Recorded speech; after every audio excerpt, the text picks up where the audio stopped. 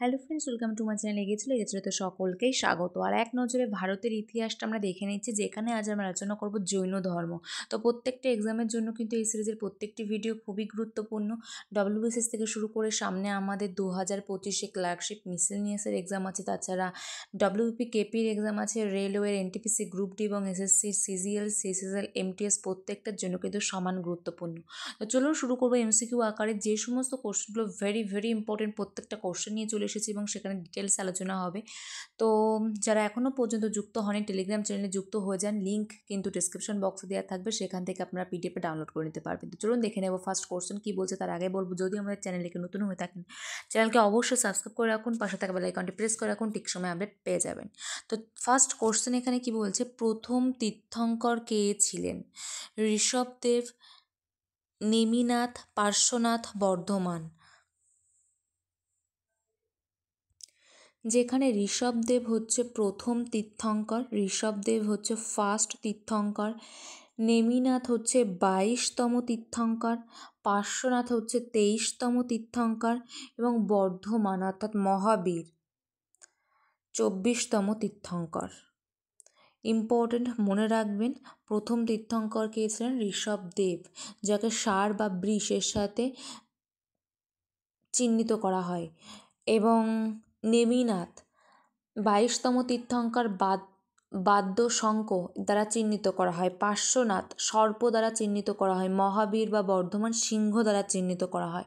প্রত্যেকটাই প্রতীক বা চিহ্ন কিন্তু ইম্পর্টেন্ট। নেক্সট আমরা কোশ্চেন আলোচনা করব এবং সেখানে আমি একটা ছকও নিয়ে এসেছি 24 জন তীর্থঙ্করের বিভিন্ন চিহ্ন বা প্রতীক নিয়ে। তো চলুন দেখে নেব পরবর্তী কোশ্চেন কি বলছে। জৈন ধর্ম সম্পর্কিত একটি পুস্তক কল্পসূত্রের রচয়িতাকে? ভদ্রবাহু, চাণক্য, সুরদাস, চন্দ্রগুপ্ত। তো এখানে সঠিক অ্যান্সার হয়ে যাবে কিন্তু 1 নম্বর অপশন, ভদ্রবাহু। জৈন ধর্ম সম্পর্কিত একটি পুস্তক কল্পসূত্র, কল্পসূত্রের রচয়িতাকে ভদ্রবাহু। জৈনদের এটি আদি শাস্ত্র গ্রন্থ। তাছাড়া জৈন ধর্মের প্রধান ধর্মগ্রন্থ কি? দ্বাদশ অঙ্গ। Very important. দ্বাদশ অঙ্গ জৈন ধর্মের প্রধান ধর্মগ্রন্থ, ভেরি ইম্পর্টেন্ট। এবং জৈন ধর্মের এই সমস্ত গ্রন্থগুলো কিন্তু প্রাকৃত ভাষায় লেখা। ভেরি ইম্পর্টেন্ট, মনে রাখবেন। তো এটা আমাদের 1 নম্বর অপশন রাইট অ্যান্সার হয়ে যাবে। চলে যাব পরবর্তী কোশ্চেনে কি বলছে দেখে নেব। প্রথম জৈন সমাবেশ কোথায় অনুষ্ঠিত হয়েছিল? পাটলিপুত্র, বৈশালী, রাজগৃহ, বল্লভী। তো এখানে সঠিক অ্যান্সার কিন্তু হয়ে যাবে পাটলিপুত্র। 1 নম্বর অপশন এখানে রাইট অ্যান্সার হবে। 300 খ্রিস্টপূর্বাব্দ। স্থূলভদ্রের নেতৃত্বে পাটলিপুত্রে প্রথম জৈন সমাবেশ ঘটে। Very important. এখানে দ্বাদশ অঙ্গ বা সিদ্ধান্ত লেখা হয় প্রকৃত ভাষায় বা অর্ধমগধী ভাষায়। ভেরি ইম্পর্টেন্ট দুটি পয়েন্টই মনে রাখবেন। পাটলিপুত্রে স্থূলভদ্রের নেতৃত্বে 300 খ্রিস্টপূর্বাব্দে। 1 নম্বর পয়েন্ট এখানে রাইট অ্যান্সার হয়ে যাচ্ছে। চলে যাবো পরবর্তী কোশ্চেনে কি বলছে দেখে নেব। জৈন ধর্মের 5টি মৌলিক ধারণার মধ্যে একটি অপরিগ্রহ কি বার্তা দেয়? অধিগ্রহণ, সত্য, অহিংসা, চুরি না করা। তো এখানে অপরিগ্রহ। জৈন ধর্মের যে পঞ্চ মহাব্রত আছে সেগুলোকে কি? অহিংসা অর্থাৎ হিংসা না করা, সত্যবাদিতা অর্থাৎ মিথ্যা না বলা মানে সত্য কথা বলা, অচৌর্য অর্থাৎ চুরি না করা, অপরিগ্রহ অর্থাৎ পরবস্তু গ্রহণ না করা অর্থাৎ অধিগ্রহণ। এখানে সঠিক অ্যান্সার হয়ে যাবে 1 নম্বর অপশান। এবং ব্রহ্মচর্য অর্থাৎ সারা জীবন কৌমার্য পালন করা। প্রথম যে 4টি নীতি, সেই 4টি নীতি প্রবর্তক হচ্ছে পার্শ্বনাথ, এটাকে চতুর্জাম বলে। এবং শেষের যে নীতি ব্রহ্মচর্য, এই নীতিটা মহাবীর সংযোজন করেন এবং একত্রে মিলে পঞ্চমহাব্রত। যেখানে অপরিগ্রহ, যেটার অর্থ হচ্ছে পরবস্তু গ্রহণ না করা, অধিগ্রহণ। 1 নম্বর অপশন রাইট অ্যান্সার। চলে যাবো পরবর্তী কোশ্চেনে কি বলছে দেখে নেব। নিম্নলিখিত কোনটি জৈন ধর্মের সবচেয়ে গুরুত্বপূর্ণ মৌলিক নীতি হিসেবে বিবেচিত হয়? কর্ম, অহিংসা, আবেগহীনতা, আনুগত্য। সঠিক অ্যান্সার হয়ে যাবে এখানে 2 নম্বর অপশন, অহিংসা অর্থাৎ হিংসা না করা, যেটা পঞ্চমহাব্রতের অন্তর্গত। চলে যাবো পরবর্তী কোশ্চেনে কি বলছে দেখে নেব। যে তীর্থঙ্কর আছেন 24 জন, তাদের মধ্যে আদিনাথ, মল্লিনাথ, পার্শ্বনাথ, সম্ভাবনাথ কি দ্বারা চিহ্নিত করা হয়? তো এখানে আপনারা দেখে নিতে পারবেন টোটাল এখানে যে 24 জন তীর্থঙ্কর আছেন প্রত্যেকের নাম এবং চিহ্ন বা প্রতীক নিয়ে আমি এখানে একটা ছক নিয়ে এসেছি, সেখান থেকে আপনারা পিডিএফের মধ্যে থেকে পড়ে নিতে পারবেন। তো এখানে আমার বলে দেব আদিনাথ, যিনি ষাঁড় দ্বারা চিহ্নিত করা হয়, আদিনাথ। নেক্সট মল্লিনাথ, জলের পাত্র দ্বারা চিহ্নিত করা হয়, মল্লিনাথ বা মালিনাথ, 19 নম্বর তীর্থঙ্কর। পার্শ্বনাথ সর্প বা সাপ দ্বারা চিহ্নিত করা হয়, অর্থাৎ 1 হয়ে যাচ্ছে A1, B হয়ে যাচ্ছে 4, অপশন এ কিন্তু রাইট অ্যান্সার হয়ে যাবে, সি হয়ে যাচ্ছে 3, আর সম্ভাবনাথ বা সন্ধাবনাথ ডি হয়ে যাচ্ছে ঘোড়া 2। তো এখানে 1 নম্বর অপশানে কিন্তু রাইট অ্যান্সার হয়ে যাচ্ছে। চলে যাবো পরবর্তী কোশ্চেনে, দেখে নেব কি বলছে। ড্যাশ বছর বয়সে মহাবীর গৃহ ত্যাগ করেন এবং জ্ঞানের সন্ধানে একটি বনে বসবাস করতে যান। সঠিক অ্যান্সার হয়ে যাবে 30 বছর বয়সে কিন্তু মহাবীর গৃহ ত্যাগ করেন এবং তার গৃহ ত্যাগে 13 বছর বা 12 বছর পর তিনি কিন্তু ঋজুপালিকা নদীর তীরে একটা শাল গাছের তলায় কঠোর তপস্যা করেন এবং এরপর তিনি কৈবল্য বা দিব্যজ্ঞান প্রাপ্ত হন। তাহলে এখানে সঠিক অ্যান্সার হয়ে যাবে কিন্তু 2 নম্বর অপশান, 30 বছর বয়সে তিনি গৃহ ত্যাগ করেন। পরবর্তী কোশ্চেন কি বলছে, মহাবীরের শিক্ষাগুলি ড্যাশে সংকলিত হয়েছিল। মহাবীরের শিক্ষাগুলি 12টি বিভাগে সংকলিত হয়েছিল, যাকে বলা হয় অঙ্গ। এগুলি প্রাকৃত ভাষায় কিন্তু লেখা। এবং ভদ্রবাহু রচিত যে জৈন গ্রন্থশাস্ত্র, সেগুলো টোটাল 14টি খণ্ডে কিন্তু বিভক্ত ছিল। তো এখানে সঠিক অ্যান্সার হয়ে যাবে 12টি বিভাগ মহাবীরের শিক্ষাগুলি বা শাস্ত্র গ্রন্থগুলি। চলে যাবো পরবর্তী কোশ্চেনে কি বলছে দেখে নেব। চন্দ্রগুপ্ত মৌর্যের শাসনের শেষের দিকে দক্ষিণ বিহারে ভয়াবহ দুর্ভিক্ষ দেখা দেয়। ড্যাশ এবং তার শিষ্যরা কর্ণাটকের শ্রাবণবেলগোলায় চলে আসেন। তো এখানে সঠিক অ্যান্সার কোনটা হয়ে যাবে, জাম্বু, শুলভদ্র, ভদ্রবাহু, ইন্দ্রভূতি। এখানে সঠিক অ্যান্সার হয়ে যাবে কিন্তু 3 নম্বর অপশন, ভদ্রবাহু এবং তার শিষ্যরা কর্ণাটকের শ্রবণবেলগোলায় চলে আসেন।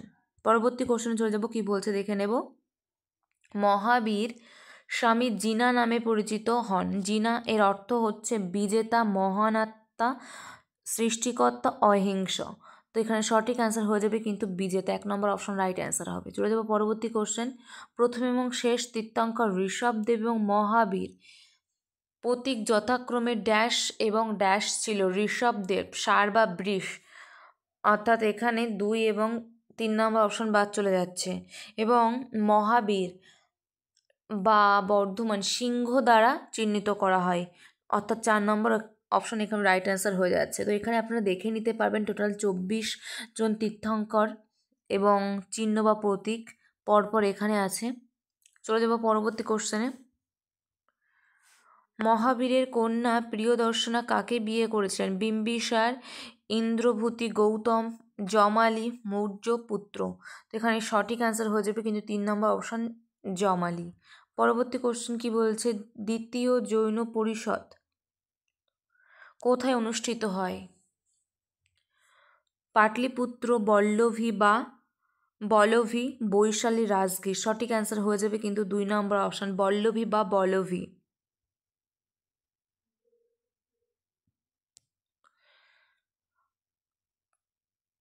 দেবাধিক্ষমা শ্রবণের নেতৃত্বে গুজরাটের বল্লভী বা বল্লভীতে কিন্তু দ্বিতীয় জৈন পরিষদ অনুষ্ঠিত হয়। এখানে শ্বেতাম্বর এবং দিগম্বর নামে জৈনরা 2 ভাগে ভাগ হয়ে যায়। চলে যাবে পরবর্তী কোশ্চেনে, সঠিক অ্যান্সার 2 নম্বর অপশন হয়ে যাচ্ছে। জৈন ধর্মের শিক্ষার চূড়ান্ত লক্ষ্য কি? দান, করুণা ও ত্যাগ, মুক্তি, অহিংসা।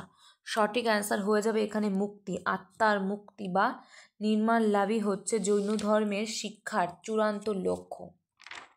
তো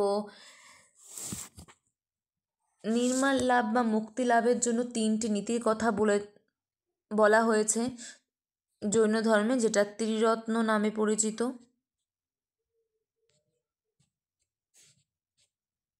কি সৎ বিশ্বাস, সৎ জ্ঞান, সৎ আচরণ। সৎ বিশ্বাস যেখানে মহাবীরের শিক্ষা এবং জ্ঞানের প্রতি বিশ্বাস রাখার কথা বলা হয়েছে। সৎ জ্ঞান এই তথ্যে বিশ্বাস যে ঈশ্বরের অস্তিত্ব নেই। এবং সৎ আচরণ পঞ্চম মহাব্রত নিয়ে ধর্মকর্ম পালন করা, সৎ আচরণ। তো এই ত্রিরত্নের মাধ্যমে কিন্তু সিদ্ধশিলা বা আত্মার মুক্তি পাওয়া যায়। তো মুক্তিই হচ্ছে জৈন ধর্মের চূড়ান্ত শিক্ষার চূড়ান্ত লক্ষ্য। চলে যাবো পরবর্তী কোশ্চেনে কি বলছে দেখে নেব। 4টি বেদের মধ্যে কোনটি জৈন তীর্থঙ্করদের ঋষভ এবং অরিষ্ঠ নেমিকে স্পষ্ট উল্লেখ করে? তো এখানে সঠিক অ্যান্সার হয়ে যাবে কিন্তু ঋগ্বেদ, 1 নম্বর অপশান এখানে রাইট অ্যান্সার হবে। চলে যাবো পরবর্তী কোশ্চেনে কি বলছে দেখে নেব। নিম্নলিখিত ব্যক্তিদের মধ্যে কারা জৈন ধর্মের নিয়ম অনুসরণ করা কঠিন বলে মনে করেছিলেন? মহাজন, কারিগর, ব্যবসায়ী, কৃষক। এখানে সঠিক অ্যান্সার হয়ে যাবে কিন্তু কৃষক, কারণ জৈন ধর্মে প্রাণী হত্যা নিষিদ্ধ ছিল। আর চাষ করার সময় নাঙলের ব্যবহার করা হবে এবং সেখানে অনেক পোকা মাকড় মারা যাবে। তো সেই কারণে কৃষকরা কিন্তু জৈন ধর্ম গ্রহণ করেননি, বরং বণিকরা কিন্তু জৈন ধর্ম গ্রহণ করে। তো এখানে সঠিক অ্যান্সার হয়ে যাবে কিন্তু 4 নম্বর অপশান কৃষক। চলে যাবো পরবর্তী কোশ্চেনে কি বলছে দেখে নেব। জৈন ধর্মের প্রবর্তক মহাবীরজির মুক্তির স্থান কোথায় অবস্থিত? মহাবীরজির মুক্তির স্থান কোথায় অবস্থিত? মানে রাজগীর, পাভাপুরী, জলান ফোর্ট। তো সঠিক অ্যান্সার হয়ে যাবে কিন্তু পাভাপুরী, 3 নম্বর অপশন রাইট অ্যান্সার হবে। বিহারের পাবা নামক স্থানে 72 বছর বয়সে তিনি দেহ ত্যাগ করেন। তো এখানে সঠিক অ্যান্সার হয়ে যাবে 3 নম্বর অপশান। চলবে পরবর্তী কোশ্চেনে কি বলছে দেখে নেব। জৈন ধর্ম সম্পর্কিত নিম্নলিখিত বিবৃতিগুলির মধ্যে কোনটি সঠিক? জৈনা শব্দটি জিনা শব্দ থেকে উদ্ভূত, যার অর্থ হচ্ছে বিজয়ী, 1 নম্বর তো সঠিক হচ্ছে। বর্ধমান মহাবীর ছিলেন জৈন ধর্মের প্রথম তীর্থঙ্কর, এটা ভুল, কারণ ঋষভদেব ছিলেন জৈন ধর্মের প্রথম তীর্থঙ্কর। শুধুমাত্র 1 নম্বর অপশন এখানে রাইট অ্যান্সার হচ্ছে। তো এই হচ্ছে আজকের আমাদের কোশ্চেন, যেগুলো নিয়ে আলোচনা করে দিলাম জৈন ধর্ম বা জৈনিজম সম্পর্কে। যে সমস্ত কোশ্চেনগুলো ইম্পর্টেন্ট কোশ্চেন আসার মতো প্রত্যেকটি কোশ্চেন কিন্তু আলোচনা করে দিয়েছি, এবং যে সমস্ত পয়েন্টগুলো মুখে আলোচনা করেছি প্রত্যেকটি কিন্তু ইম্পর্টেন্ট। এবং এখানে একটি ছক দিয়েছি যে এখান থেকে আপনারা দেখে নিতে পারবেন টোটাল 24 জন তীর্থঙ্কর কী কী চিহ্ন বা প্রতীক দ্বারা চিহ্নিত করা হয়েছিল, ইম্পর্টেন্ট। তো এটা পিডিএফ দিয়ে দেবো টেলিগ্রাম চ্যানেলে, যারা এখনও পর্যন্ত যুক্ত হয়েছেন লিঙ্ক ডিসক্রিপশন বক্সে দেওয়া থাকবে, সেখান থেকে কিন্তু আপনারা পিডিএফ নিয়ে নিতে পারবেন এবং রিভিশন করতে পারবেন। তো চলুন এখানে শেষ করছি, নেক্সট ভিডিওতে আমাদের আবার দেখা হচ্ছে। Thank you, good by.